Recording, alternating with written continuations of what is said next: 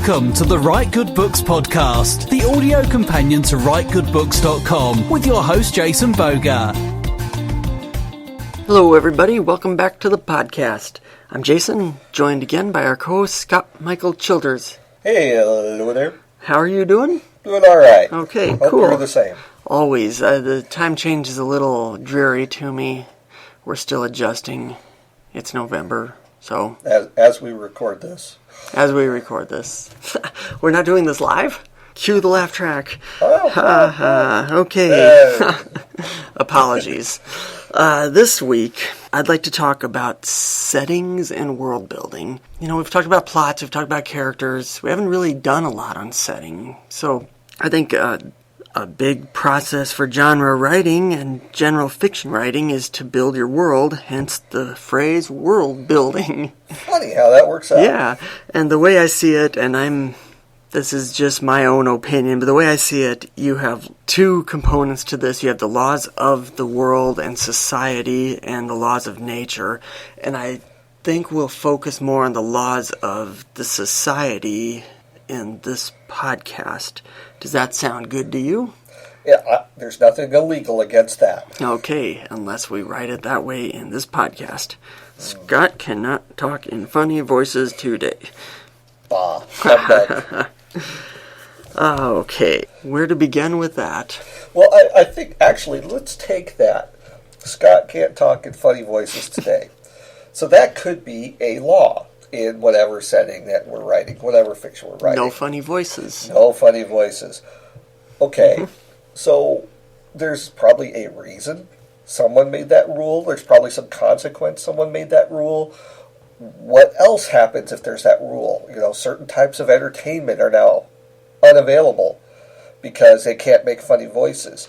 Even like these one-off type of, even a joke law has consequences and backstory. And that's part of world building. Sure, you can make whatever law you want. I can't make funny voices, but what's the consequence? You didn't give me a consequence, so I can make whatever funny voice I want because there's no penalty against it. I'm not going to try it now, though, because I'll cut it out in editing. No, that is such a good point. It's so much deeper than saying, you know, there's a law against carrying around a red carpet in my medieval fantasy world or whatever. The law has to be there for a reason, and what's the punishment, if any, if you break the law? It's something that I don't think we put a lot of thought into as writers. We take a lot of that stuff for granted. So it almost forces you to delve into some of the cultural traditions of your fictional world. Sure. Before we get too much further in, we're not saying you have to write a whole law book before you know every single law in your world, but you know, have some thought about why it's there and what it's doing. And yeah, some of it may be, it's not an actual law, it is a tradition. Oh yeah.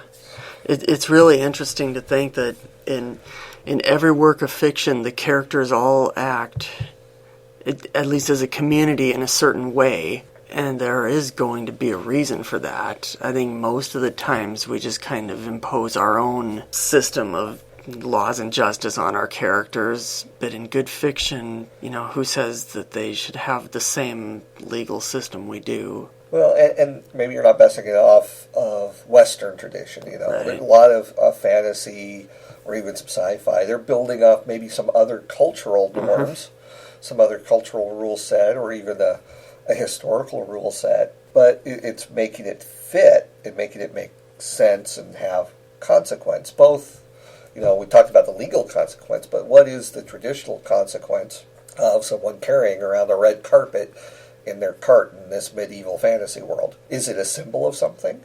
Carrying around a red carpet, does that mean, oh, you know, this family now has the plague? Or, you know, Yeah. You know, why make these rules? Why make these traditions? And what does that mean? Now I see how people can get lost in world building. You really can go on something like that. You know, how long can a woman's hair be? How long can a man's hair be? Mm-hmm. You know, just all sorts of gender traditions and religious traditions in the context of your fictional world. It's probably a good time to bring up economy, too, and are there classes so much fantasy seems like it's based on I don't know how accurate understanding of medieval Western Europe that, royalty and peasants and serfs. Yes, yeah. And a knight class, and maybe a mystical or a religious class. Yeah, there's a lot of it out there. There's been some interesting... I read one that was kind of a modern take of Middle Eastern folklore. Mm-hmm. Yeah, that was interesting. And then there's been some... I can't remember what it was now, but Japanese. So there's other things. And you have to be careful of cultural appropriation, where you just flat out copy it and have no understanding of how any of this would make sense in the world that you're working in.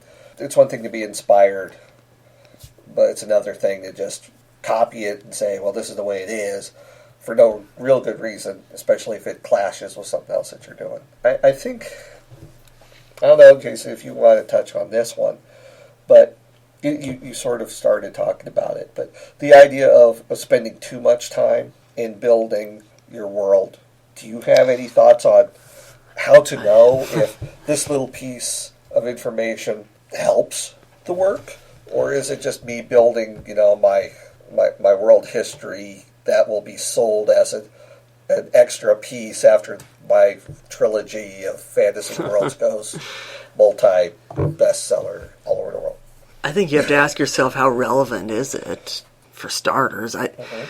Maybe I'm the wrong person to ask, because I know I don't put enough world building into my fiction, but I know on the opposite end of that, I've run into aspiring writers at conventions who have said, well, I've been working on this piece for years and years, we're building the world, but I just can't start the book yet. So they're trying to flesh out everything. Yeah, and I don't know, maybe those people shouldn't be writers. Maybe those people should just be dungeon masters. I don't know.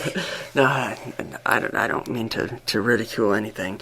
I think the line to me is every detail needs to be relevant to your plot. It doesn't matter the cultural history of, what your cleric, the color of your cleric's belt, if it doesn't affect the plot in one way or another, things like that. But that's just me. As a reader, I don't get excited about really detailed worlds either. The little details don't interest me. So as a writer, I don't like to write the 1,000-word tome describing the political system of the village. Well, I guess it comes down to what you are writing then, right? If you're writing epic fantasy, then those little details might mean a lot more in that genre.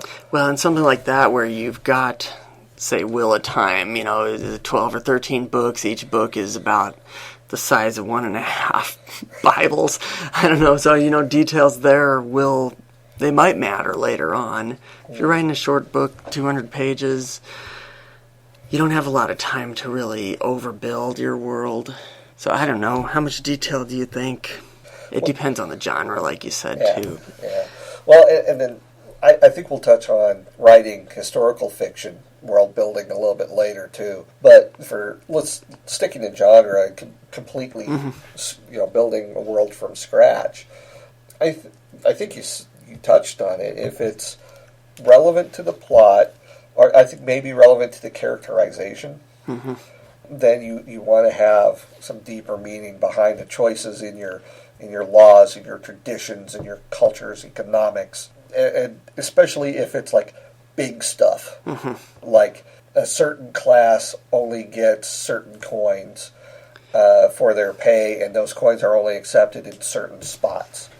It's an interesting narrative thing that you can build some conflict out of when, some of those coins appear where they shouldn't, or someone tries to copy those coins or something like that. If it's something like that, then some thought has to go into, what's the economic consequences of having a currency that's only given to certain people and only spent in certain people?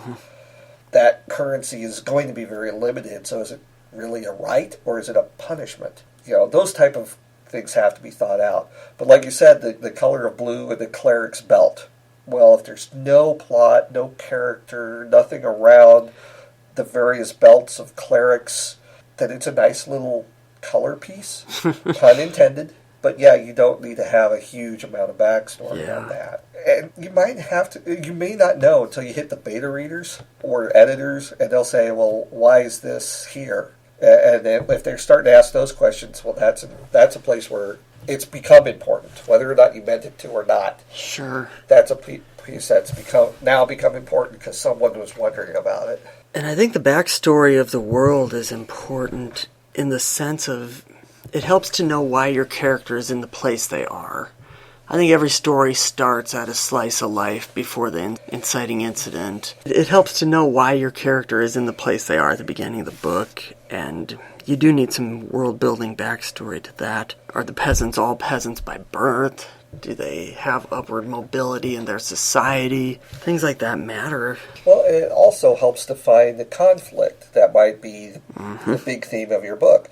For example, there's a female who wants to become a warrior, the Mulan story, right? Knowing the traditions that the women don't go to war is part of defining the whole conflict of that story and the whole character growth of her and other people in that area.